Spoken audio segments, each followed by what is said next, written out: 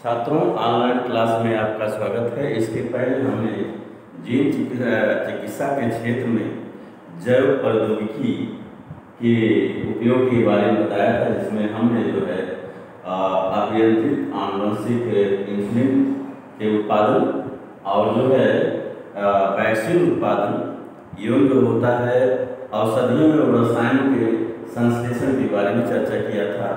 आज हम चल रहे हैं जो है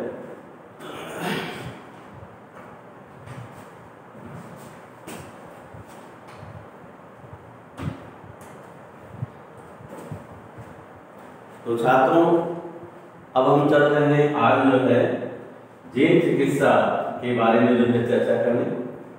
चिकित्सा के क्षेत्र में जीव चिकित्सा में क्या क्या उसका उपयोग है, ध्यान दीजिएगा। इसका अध्ययन तीन भागों में डिवाइड किया गया है। नंबर 1 जो है मानव रोगों के जीन का रूपांतरण, मॉडिफिकेशन ह्यूमन डिजीज जीन।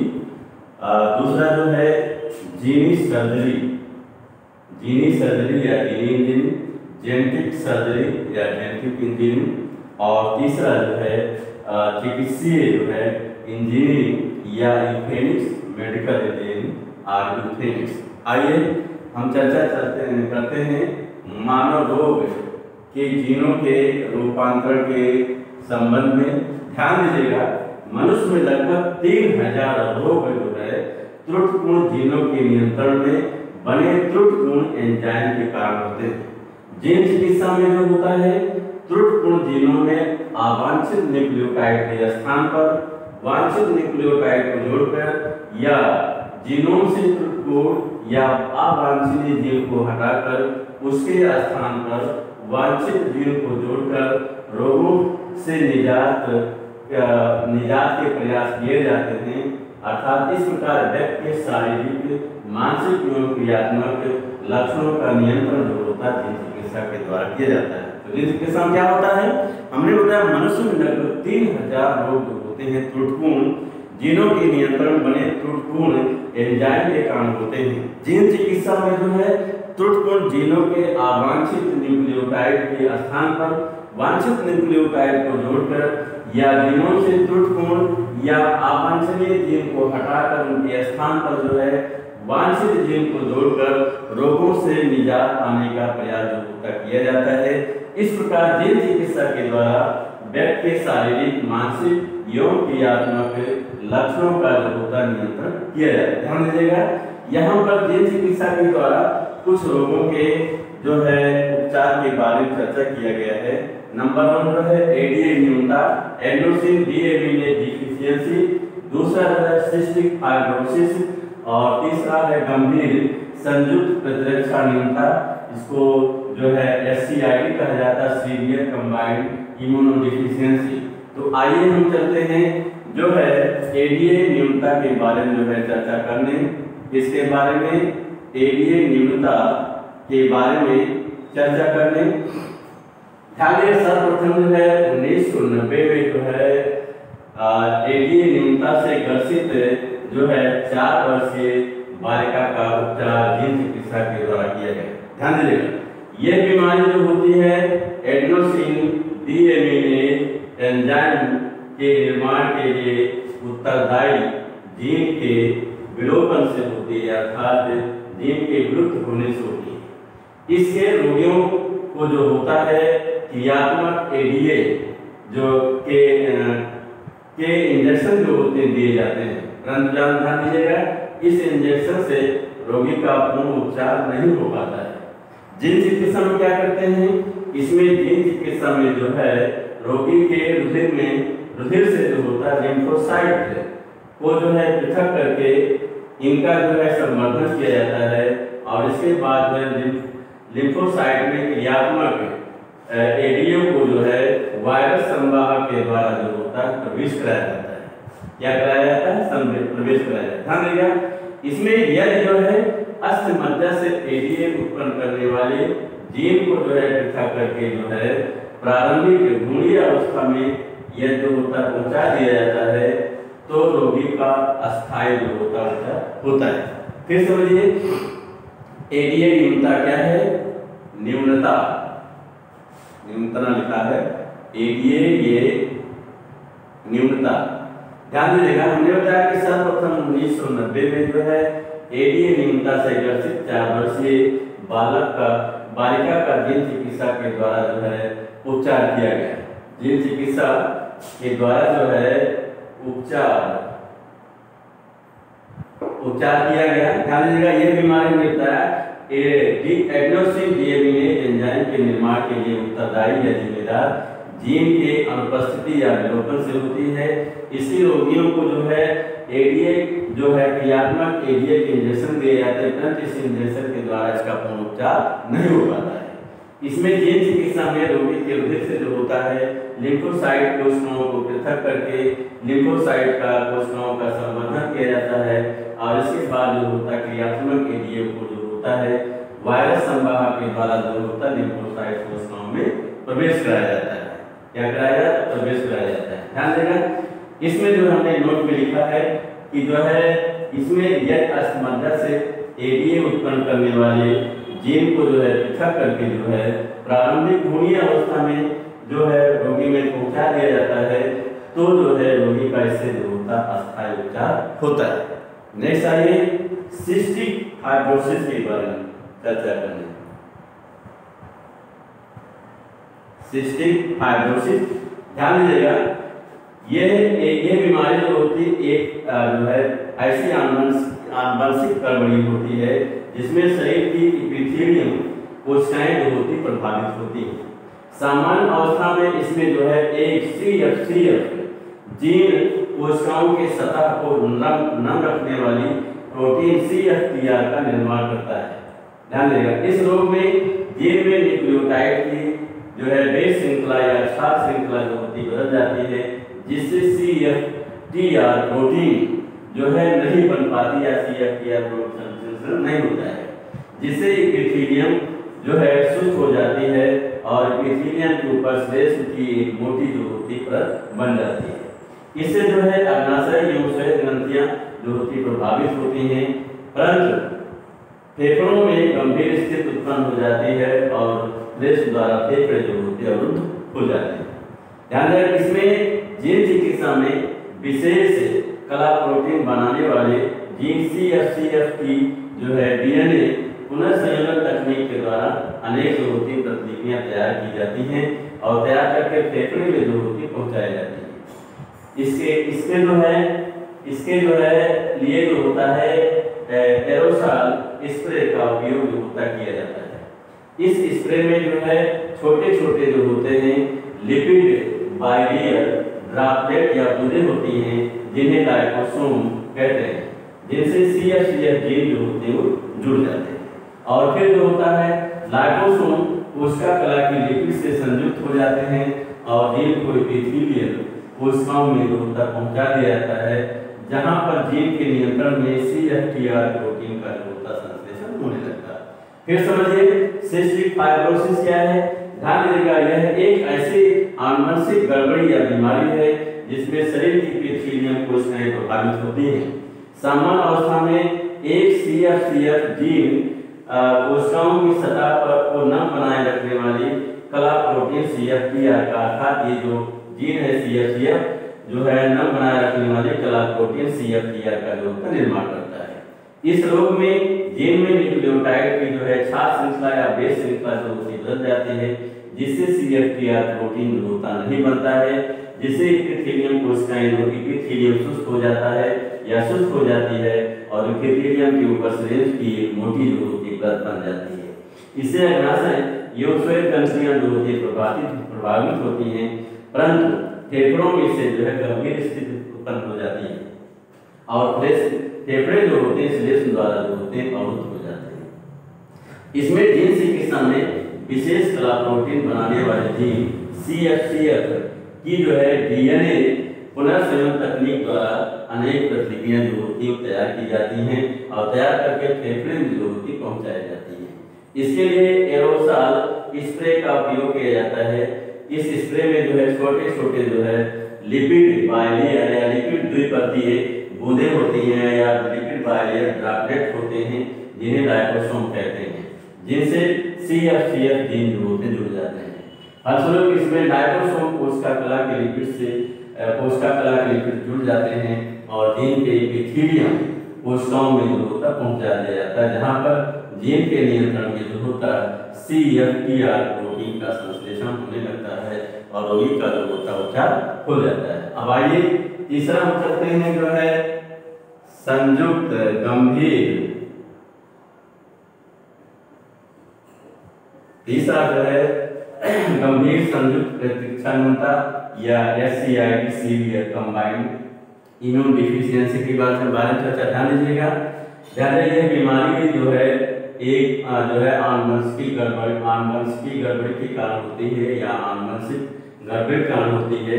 इसमें जो है ध्यान दीजिएगा, यह X गुणसूत्र पर जो है उपस्थित एक जीन के उत्परिवर्तन से होती है बीमारी। इस बीमारी में अस्थमज्जा कोशिकाएं जो है शरीर की प्रतिरक्षा से संबंधित एक एंजाइम का संश्लेषण नहीं कर पाती हैं, इसलिए SID से जो है या गंभीर संयुक्त प्रतिरक्षा से ग्रसित जन्मे बच्चों में जो होती प्रतिरक्षण तंत्र जो है नहीं होता है, जिससे वो रोग से लड़ने की क्षमता उनमें नहीं होती है। इस रोग के उपचार के लिए सामान्य जीन की RNA श्रृंखला को जो है रेट्रोवायरस में जो होता है स्थानांतरित करते हैं। इसके बाद रोगी के अस्थिमज्जा कोशिकाएं निकाल करके उनमें वायरस का जो होता है संक्रमण कराते हैं। इसके बाद संक्रमण जो संवर्धन करते हैं। इसमें वायरस के RNA जीनों पर बनी DNA प्रतिलिपि जो है कोशिक कोशिका के गुणसूत्र DNA में जो होता प्रविष्ट हो जाती है और फिर इन कोशिकाओं को रोगी के अस्थिमज्जा में इंजेक्ट कर दिया जाता है। फिर समझिए SID जो है यह बीमारी भी आनुवंशिक गड़बड़ी के कारण होती है। यह जो है X गुणसूत्र पर उपस्थित एक जीन के उत्परिवर्तन से होती है।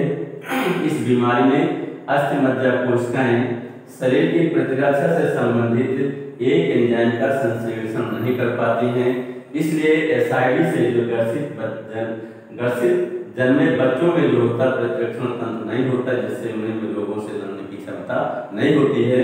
इस रोग के उपचार हेतु सामान्य जीन की RNA श्रृंखला को रेट्रोवायरस में जो होता स्थानांतरित करते हैं। इसके बाद रोगी के अस्थिमज्जा कोशिकाओं को निकालकर उनमें वायरस का संक्रमण एवं जो होता संवर्धन करते हैं। इसमें वायरस के RNA जीनों पर बनी DNA प्रतिलिपि कोशिक कोशिकाओं के गुणसूत्र DNA में प्रविष्ट हो जाता है और फिर इन कोशिकाओं को रोगी के अस्थिमज्जा में इंजेक्ट कर देते हैं, जिससे जो होता है बीमारी का जो होता उपचार हो जाता है। अब आइए हम अभी तक मानव रोगों के जीनों का रूपांतरण के बारे में चर्चा कर रहे थे। अब दूसरा जो है जीनी जो है सर्जरी के बारे में जो है चर्चा करने, जीनी सर्जरी या जीनी इंजीनियरिंग के बारे में चर्चा करने। ध्यान दीजिएगा, आधुनिक वैज्ञानिकों ने प्रारंभिक भ्रूणीय अवस्था में भ्रूण में आनुवंशिक दुर्बलताओं एवं दोषों का पता लगाकर व्यक्तियों के जीनी पदार्थ या DNA में परिवर्तन का प्रयास किया है। इसमें एक जीव के DNA में रासायनिक उत्परिवर्तन की संभावना पर जो होता है इस दौरान तेजी से कार्य हो रहा है। ऐसी संभावना पर भी वैज्ञानिक कार्य कर रहे हैं कि उच्च या उत्कृष्ट लक्षण वाली स्त्रियों के अंडाशय में द्विगुणित अंडाणु बने और निषेचन के बिना ही भ्रूणीय परिवर्तन से संतानें बन जाए। ध्यान दीजिएगा, जीनी सर्जरी या जीनी इंजीनियरिंग क्या हो रहा है? आधुनिक वैज्ञानिकों ने जो है प्रारंभिक भ्रूणीय अवस्था में भ्रूण की आनुवंशिक दुर्बलताओं या दोषों का पता लगाकर व्यक्तियों के जीनी पदार्थ या DNA में परिवर्तन का प्रयास किया है। इसमें एक जीव के DNA में रासायनिक उत्परिवर्तन की संभावनाओं पर भी जो है तेजी कार्य हो रहा है। साथ ही ऐसी संभावनाओं पर वैज्ञानिक कार्य कर रहे हैं कि जिसमें उच्च या उत्कृष्ट लक्षणों वाली स्त्रियों के अंडाशय में द्विगुणित अंडाणु बने और निषेचन के बिना ही जो है भ्रूणीय परिवर्तन से संतानें बन जाए। ऐसी जो है जीनी सर्जरी में जो होता है जीनी इंजीनियरिंग का किया जा रहा है। अब आइए तीसरा हम चलते हैं जो है चिकित्सा इंजीनियरिंग। तीसरा जो है चिकित्सा इंजीनियरिंग या यूफेमिस्ट। ध्यान रखिएगा, सर्वप्रथम लीडेनबर्ग नामक वैज्ञानिक ने आनुवंशिक लक्षणों में सुधार की एक नई विधि की पहल की। इसमें जो है इस विधि में दोषपूर्ण लक्षणों वाले जीनों के दृश्य रूप प्रकटन को जो होता है रोक देने या बदल देने पर जो होता है जोर दिया गया है। तो जीन चिकित्सा में चिकित्सा इंजीनियरिंग क्या है? चिकित्सा इंजीनियरिंग में सर्वप्रथम लीडरबर्ग नामक वैज्ञानिक ने आनुवंशिक लक्षणों में सुधार के एक नए जीन की पहल किया, प्रयास किया है। इसमें दोषपूर्ण लक्षणों वाले जीन के दृश्य रूप प्रकटन को जो है रोक देने या बदल देने पर जोर दिया गया है।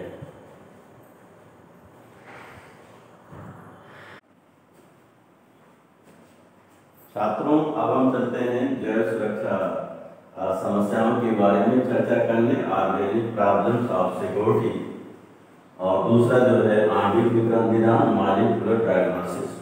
दो चीजों के बारे में चर्चा करने चल रहे हैं। जैव सुरक्षा समस्याएं, आइए पहले चलते हैं हम जैव सुरक्षा समस्याओं के बारे में चर्चा करने। ध्यान दीजिएगा, मानव जात जो है किसी भी जीव का जो है उपयोग प्रयोगशाला में जो है उन पर अनेक प्रयोग करके ही जो होता है वो करता है। मानव जात जो होता है किसी जो है जीव जात का उपयोग प्रयोगशाला पर में जो है उन पर जीवों पर जो है अनेक प्रयोग करके जो है उपयोग करता है, जिससे जीवों की सुरक्षा पर जो है एक प्रश्न चिन्ह लग गया है। जिन जीवों का जो है उपयोग जो है जेनेटिक इंजीनियरिंग या आनुवंशिक रूपांतरण में किया जाता है, ऐसे जीवों का अगर हमारे लिए उपयोगी है तो उनको जो है पारिस्थितिक तंत्र में या वातावरण में उनका जीवित रहना या बना रहना आवश्यक होता है। इसलिए भारत एवं अन्य देशों में कुछ ऐसे संगठन जो है स्थापित किए गए हैं जो जैव सुरक्षा को वैधानिकता जो होते प्रदान करते हैं।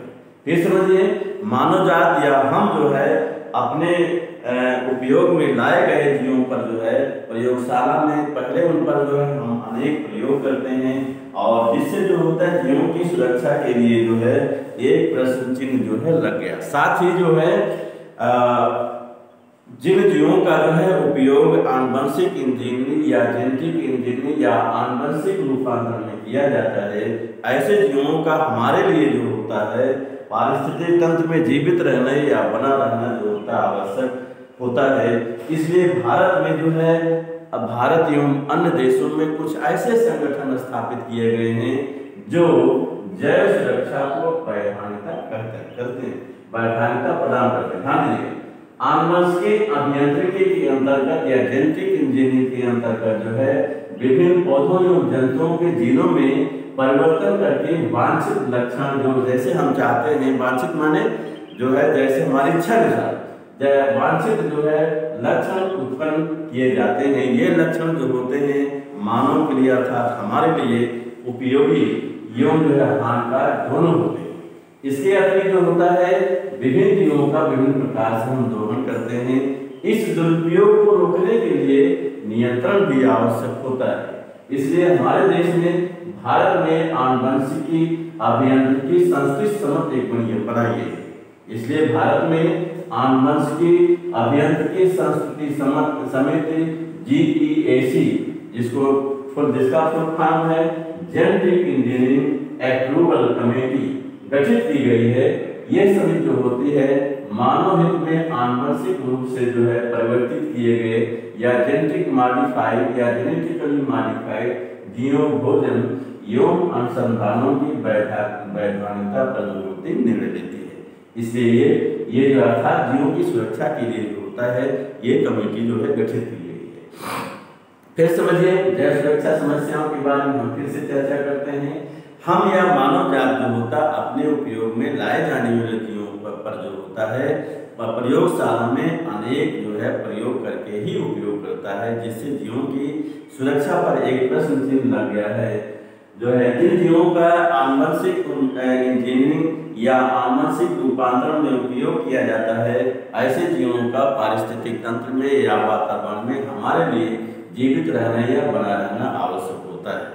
इसलिए जो है भारत एवं अन्य देशों में कुछ ऐसे संगठन बनाए गए हैं जो जीवों की सुरक्षा या जैव सुरक्षा को वैधानिकता प्रदान करते हैं। आनुवंशिक इंजीनियरिंग के अंतर्गत या आनुवंशिक अभियांत्रिकी के अंतर्गत जो है विभिन्न पौधों एवं जंतुओं के जीनों में परिवर्तन करके जो है इच्छा अनुसार या वांछित लक्षण जो होते उत्पन्न किए जाते हैं। ये लक्षण मानव के लिए या हमारे लिए जो होता है लाभदायक एवं एवं हानिकारक धुएं होते हैं। इसके अतिरिक्त हमारे द्वारा विभिन्न जीवों का दोहन किया जाता है, इसलिए इसके दुरुपयोग को रोकने के लिए नियंत्रण भी आवश्यक होता है। हमारे देश में आनुवंशिकी अभियांत्रिकी संस्कृति हमारे देश में एक समिति बनाई गई जिसे जो है आनुवंशिकी अभियांत्रिकी संस्कृति समिति GEAC genetic engineering approval committee गठित की गई है।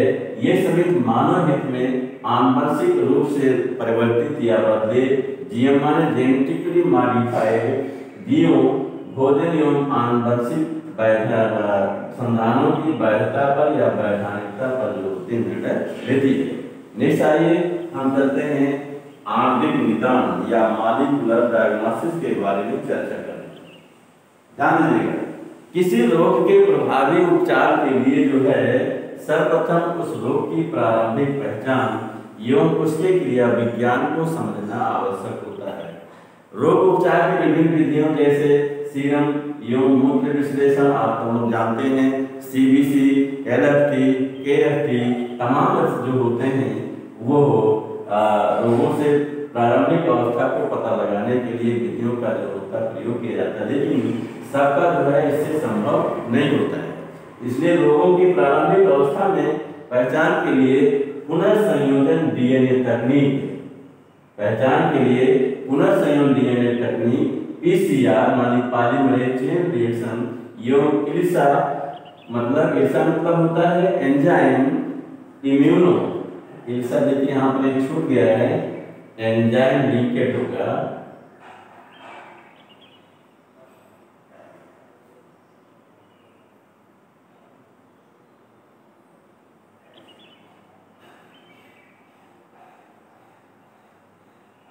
हाँ, ELISA का पूरा काम है एंजाइम लिंकेड इम्यूनोसार्वेंट ऐसे तकनीकों के द्वारा जो होते करते हैं।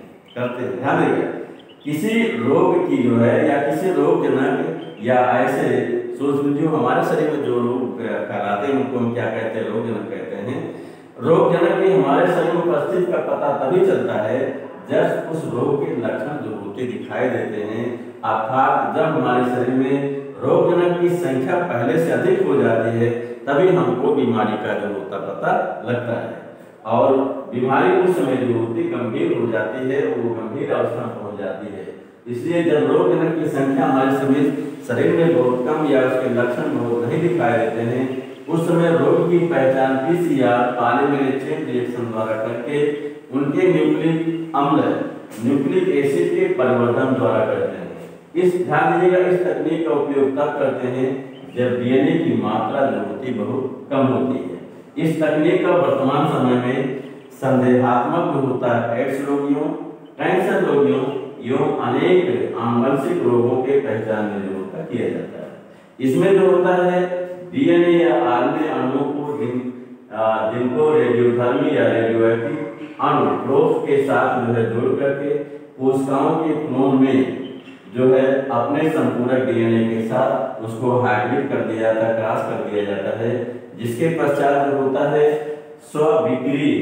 स्व-विकिरणीय चित्रण रेडियो ऑटोग्राफी के द्वारा जो होते पहचानते हैं। ध्यान दें, क्लोनिंग किए गए कोशिकाओं जिनमें जो होता है उत्परिवर्तन या उत्परिवर्तित जीन मिलते हैं, वो जो है फोटोग्राफिक प्लेट पर जो दिखाई नहीं देती हैं, क्योंकि प्रोब एवं उत्परिवर्तित जीन जो होते हैं एक दूसरे से संपूरक नहीं होते। फिर समझिए, आणविक निदान हमने बताया कि किसी रोग के प्रभावी उपचार के लिए जो होता है सर्वप्रथम रोग की प्रारंभिक जो है पहचान एवं उस रोग के क्रिया विज्ञान को जो होता है जानना आवश्यक होता है। रोग उपचार की विभिन्न विधियों जैसे हमने बताया सीरम में मूत्र विश्लेषण, तमाम प्रक्रिया KLFT, LFT जो होता है, CBC आज लोगों की प्रारंभिक अवस्था इत्यादि विधियों से प्रारंभिक अवस्था का पता लगाना जो होता है संभव नहीं होता है। इसलिए रोगों की प्रारंभिक अवस्था में पहचान के लिए पुनर्संयोजन DNA तकनीक, PCR पॉलीमरेज चेन रिएक्शन एवं ELISA एंजाइम लिंकेड इम्यूनोसार्वेंट ऐसे तकनीकों के द्वारा करते हैं। किसी रोगजनक के शरीर में उपस्थिति का पता तब चल लगता है जब रोग संक्रमण या वायरस या जीवाणु की हमारे शरीर में जो होती सबसे अधिक संख्या हो जाती है, अर्थात रोग के लक्षण जो होते दिखाई देते हैं, उसी समय जो होता हमें पता चलता है। और ऐसे जिसमें उस समय जो होती बीमारी जो होती है हमारे शरीर में बहुत अधिक बढ़ जाती है। इसलिए जब रोग जनक की संख्या शरीर में बहुत कम होती है तो उस समय रोग की पहचान जो होता है पीसीआर पॉलीमेरेज चेन रिएक्शन द्वारा करके उनके न्यूक्लिक अम्ल के परिवर्तन द्वारा करते हैं। इस तकनीक का उपयोग तब करते हैं जब डीएनए की मात्रा जो होती बहुत कम होती है। इस तकनीक का वर्तमान समय में संदेहात्मक एड्स रोगियों, कैंसर रोगियों एवं विभिन्न प्रकार के आनुवंशिक रोगों या दोषों की पहचान में किया जाता है। इसमें डीएनए या आरएनए अणुओं को जिनको रेडियोधर्मी अनुप्रोब के साथ जोड़कर कोशिकाओं के क्लोन में अपने संपूरक डीएनए के साथ होता है क्रॉस कर दिया जाता है। इसके पश्चात जो है स्व-विकिरणीय चित्रण रेडियो ऑटोग्राफी के द्वारा पहचानते हैं। क्लोनिंग किए गए कोशिकाएं जिनमें जो है उत्परिवर्तित जीन मिलते हैं वो फोटोग्राफिक प्लेट पर दिखाई नहीं देती हैं, क्योंकि जो है प्रोब एवं उत्परिवर्तित जीन एक दूसरे के संपूरक नहीं होते। छात्रों, हम ऑनलाइन क्लास यहाँ पर समाप्त करते हैं, इसके आगे जो है कल चर्चा करेंगे।